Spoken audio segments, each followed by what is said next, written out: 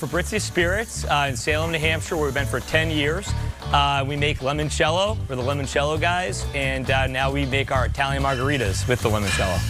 Phil and Nick Mastriani have added the convenience of cans to their line of Fabrizia Spirits with their Italian-style lemonade and margaritas ready to fill your coolers this 4th of July. Our sister was actually making them for a couple years. We called them Jennaritas, and her name's Jenna, and everyone loved them, and a light bulb went off because when she would make them in pitchers in the backyard, like 2-3 bottles of limoncello would be gone in a day. In the product is Sicilian lemonade, limoncello, our limoncello, and then tequila just made in small batches, ready to go. It's no carbonation, so it's a true cocktail. Just pour it over ice or drink it straight out of the can. It's ready to go. The next drink is our Italian-style lemonade. It has Sicilian lemonade, our limoncello, and then just vodka. Those 3 simple ingredients. The cans hit the shelves in 2017, and they've been flying off ever since. Their convenience. People are all about convenience right now, able to take them to the beach, take them on a boat.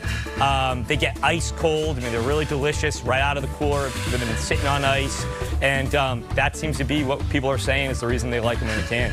I think the most important about these 2 products is that they're using our limoncello, which is really important to us. That's what we started off with, is trying just to make a really great limoncello the way our family does in Italy.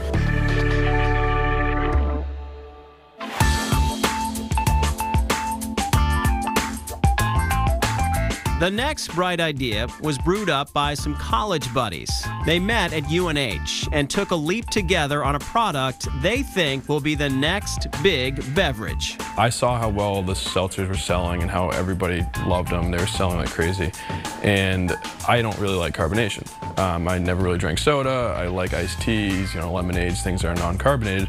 And so I said, why doesn't somebody create a non-carbonated alternative? And that's how the idea was born. Enter Noka, spiked still water that says no to bubbles and carbonation. I think it's hard to sort of describe to people exactly what it is because they've never had it before. So most of the time, the first sip, they're expecting carbonation and there isn't carbonation. So it's sort of that like wow factor where you have that first sip and you're like, wow, this is very different. And it's really the second sip where I think everyone's like, okay, this is actually amazing. All right, sounds refreshing, but what's in the water? So what you get in any of your major seltzers, it's a fermented cane sugar base. And then we add in water and flavors and certain things to, come to the exact formulation that we have. And that's basically what you get out of the Noka can. We thought watermelon would be the most refreshing, dragon fruit mango gives you that tropical spin, and triple berry is typically the most approachable. So people say, triple berry, I know what to expect there. But it was definitely a long road to get to the final formulations we had, chasing aftertaste. The college buds turned business owners say the product is up to the standards they wanted. The market is ready for them. Now they just have to keep up. I'm sort of a believer that it's not really every formula that you have to remember, but more so being able to sort of have the ability to actually learn things quickly. And I think that's what UNH helped us do. When we talked to our beverage development guy, we said we want nothing artificial in this can. It needs to be gluten-free, it needs to be 95 calories, 2 grams of sugar, 3 carbs, and he hit all those like nail on the head. If it was too lightly flavored, people would be like, okay, this is very good, easy to drink, but I don't really crave it. So we put the flavor level at a point where we thought people would drink this and be like, wow, this is really good, and I want to continue to buy them.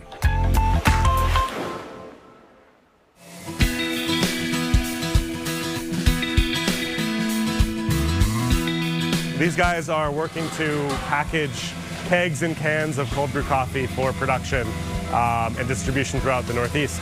Connor Rolke started adding liquid nitrogen to cold brew coffee right after he graduated from UNH. He saw the potential in a product most people hadn't even heard of yet. I went to UNH and they have a competition there called the Holloway Competition, and it's a business plan competition. At the time, I basically ran out of years. Senior year came up, and when you graduate, you can't enter. So at the time, I entered this idea of a cold brew coffee production and distribution company, and wasn't really expecting to do anything with it, but the feedback was so good that we just said, you know what, let's at least try. No better time than right now. Noble Beverages was born, and the time was right. Cold brew is now everywhere, from corner coffee shops to Dunkin's and Starbucks, rocketing Connor's little company that could all over the Northeast. Fortunately for us, we had the big names, you know, Dunkin' Donuts, Starbucks, etc., able to, you know, do the marketing efforts to get the product category off the ground. And the growth in the category has been incredible, and we're really just trying to make sure we can keep up. So what exactly is cold brew? Cold brew is not iced coffee. That's the first misconception. It is never heated. It's cold all the way through the process. And the end product is much smoother, much less acidic than most iced coffee products. So ours happens to be infused with nitrogen, which gives it a creamy texture and a creamy mouthfeel that for a lot of people substitutes cream and sugar. Recently, Noble has started putting their cold brew in cans for a quick perk up on the go. We have people using it as a gym, you know, pre-gym. We have people drinking it in the morning, you know, buying it by the case for their morning coffee. We have people buying it just because they want something later for the, you know, to go. We're a fresh products company, so everything that we make typically is refrigerated from the day that it's made until the day that it's consumed, which is pretty rare in the industry. As you can imagine, the aroma at Noble is enough to wake you up. And the cold brew game just keeps getting stronger by the day. Last year we sold about 1 million cups of coffee, and we sold 1 million cups of coffee before the spring of this year. So on a daily basis, hundreds and hundreds of kegs coming out of here.